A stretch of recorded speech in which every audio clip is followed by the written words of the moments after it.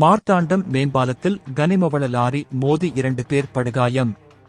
கேரள மாநிலம் காசர்கோடு பகுதியைச் சேர்ந்தவர் ஜேக்கப் குரியகோஸ், வயது 21. அதே பகுதியைச் சேர்ந்தவர் சச்சின், வயது 22. இவர்கள் மார்த்தாண்டம் பகுதியில் உள்ள ஒரு கம்பெனியில் வேலை பார்த்து வருவதால் இருவரும் குழித்துறை பகுதியில் வாடகை வீட்டில் வசித்து வருகின்றனர். இந்நிலையில் நேற்று வேலைக்கு செல்வதற்காக இருவரும் இருசக்கர வாகனத்தில் மார்த்தாண்டம் நோக்கி சென்று கொண்டிருந்தனர்.